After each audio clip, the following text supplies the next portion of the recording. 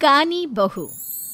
किशोरी लाल जी के बेटे राघव की शादी की बात जगह जगह चल रही थी, लेकिन किशोरी लाल जी को कोई लड़की पसंद ही नहीं आती थी। और उसकी एक ही वजह थी, किशोरी लाल जी का लालची होना। उनको लड़की वालों से मोटा दहेज चाहिए था और इसी चक्कर में एक दिन वो एक बहुत पैसे वाले के घर अपने बेटे का रिश्ता लेकर पहुंचे। उस आदमी का नाम था ओम प्रकाश।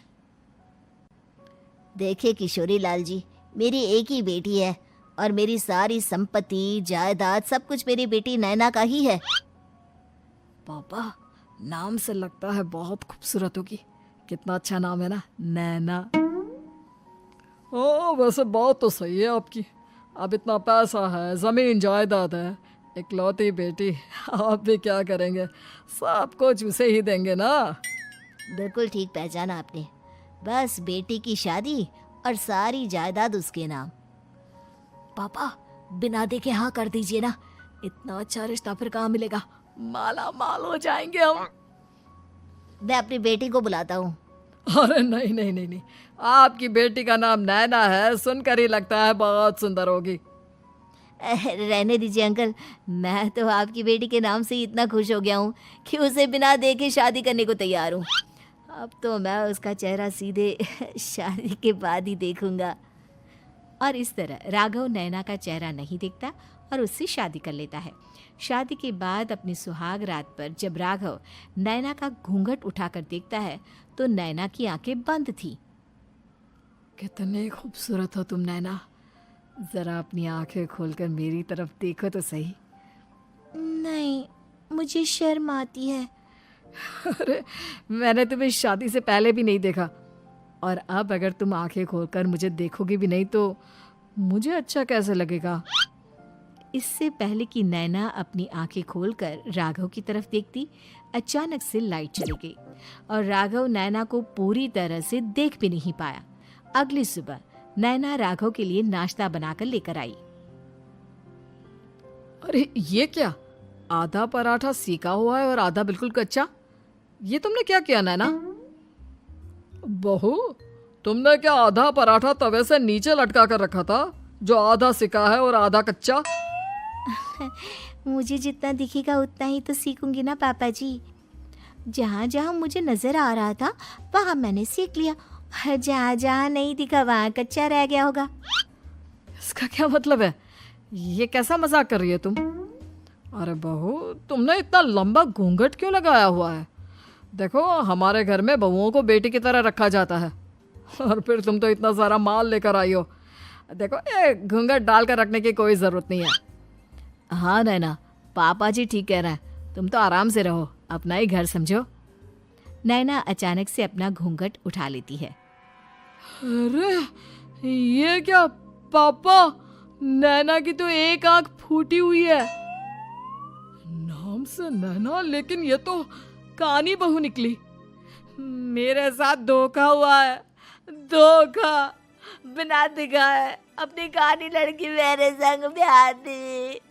मुझे कानी बीवी नहीं चाहिए। मुझे अभी ओम प्रकाश जी से बात करनी पड़ेगी। आखिर उन्होंने मेरे साथ ऐसा किया क्यों? अरे, आप लोगों ने ही तो पापा से कहा था कि आप लोग शादी से पहले मुझे देखना नहीं चाहते। अब मेरे पापा पर क्यों इल्जाम लगा रहे हैं? अरे लेकिन उन्हें बताना तो चाहिए था ना कि तुम कानी हो, एक आंख से तुम्हें दिखाई नहीं देता। किशोरी लाल और राघव नाराज होकर ओम प्रकाश को अपने घर बुलाते हैं। पापा जी, ये आपने क्या किया? शादी से पहले बताया क्यों नहीं कि नैना की आंखों में परेशानी है? अरे, आप ही ने तो लड़की देखने से मना कर दिया था। और लेकिन आप बता तो सकते थे। आपको तो हमारी बेटी की प्रॉपर्टी चाहिए थी, वो भी पूरी की पूरी। अब क्या हुआ अगर उसे आधा दिखाई देता है? प्रॉपर्टी तो आपको पूरी मिल गई ना। अरे ये क्या बात हुई? मेरी शादी प्रॉपर्टी से नहीं, आपकी बेटी से हुई है। अब ये तो पहले सोचना चाहिए था, तब तो मेरी प्रॉपर्टी देखकर तुम्हारी जुबान लप लपा रही थी। लेकिन मैं कानी लड़की को अपनी बीवी बनाकर नहीं रख सकता। पापा, कुछ करिए ना आप। हाँ, करता हूँ।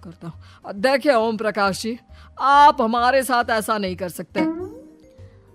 और तुम देखो, अगर तुमने मेरी बेटी से शादी तोड़ी ना, तो जो भी प्रॉपर्टी मैंने तुम्हें दी है वो तो पूरी की पूरी वापस ले ही लूँगा, और आधी प्रॉपर्टी तुम्हारी भी लूँगा। अरे मेरी आधी प्रॉपर्टी भला क्यों लेंगे आप? इसलिए क्योंकि मेरी बेटी को आधा नजर आता है और उसकी नज़र अभी तक तुम्हारी आधी जायदाद पर ही पड़ी है। अब तुम उसे घर से निकालोगे तो कुछ तो लेकर जाएगी ना। और अगर हम आपकी बेटी को अपने घर की बहू बना कर रखे तो? तो तुम्हारी पूरी प्रॉपर्टी तुम्हारी ही रहेगी, और जो मैंने तुम्हें दिया है ना, उसमें से बस मैं आधा लेकर जाऊंगा। अरे लेकिन अब आप अपनी दी हुई प्रॉपर्टी में से आधी वापस क्यों लेकर जाएंगे? अगर मैं आपकी बेटी को अपनी पत्नी बनाकर रखने को तैयार हूं तो? इसलिए ताकि भविष्य में अगर तुम मेरी बेटी को धोखा दो तो उसके पास कुछ तो रहे जो पति का हो। वैसे मेरे पास तो बहुत कुछ है, लेकिन अपने पति की कोई निशानी तो उसके पास होनी चाहिए ना। अब अगर तुमने मेरी बेटी को कानी कहा तो तुम्हें प्रॉपर्टी भी कानी ही मिलेगी, पूरी नहीं। जमाए राजा। किशोरी लाल और राघव समझ चुके थे कि वो बुरी तरह फंस चुके हैं और अब उनके पास वहां से निकलने का कोई चारा नहीं है। अब समझ में आया ना, लालच बुरी बला होती है। एक तो तुम्हें प्रॉपर्टी मिली, ऊपर से बीवी मिली, उसमें तुम्हें नखरे भी दिखाने हैं। आए बड़े, चुपचाप बैठो दोनों। कुछ दिनों के बाद नैना राघव की कार लेकर बाजार घूमने निकलती है और जब कार लेकर वापस आती है, ये क्या? एक तरफ से मेरी गाड़ी पूरी खराब हो चुकी है। लगता है तुमने मेरी गाड़ी को किसी दूसरी गाड़ी के साथ एक्सीडेंट किया है। अरे अरे कितना बड़ा नुकसान कर दिया तुमने बहू। वो क्या है ना पापा जी, मुझे एक आंख से दिखाई नहीं दे रहा था, सामने से गाड़ी आ रही थी। मुझे तो सिर्फ आधा ही दिखाई दिया और वो गाड़ी मेरी कार से रगड़ते हुए निकल गई। अब मैं क्या करूं बताओ? आप इसे ठीक कराने के पैसे कौन देगा? तुम्हारे पापा? तुमने मुझसे इस तरह से बात की? अभी रुको। नैना राघव की शिकायत ओम प्रकाश को कर देती है। देखो राघव, अब जो मेरी आधी प्रॉपर्टी तुम्हारे पास थी ना, उसमें से आधी और मैं लेकर जाऊंगा, क्योंकि तुमने मेरी बेटी को डांटा। अरे नहीं नहीं पापा जी, गलती हो गई, माफ कर दो। गलती की तो कोई गुंजाइश ही नहीं।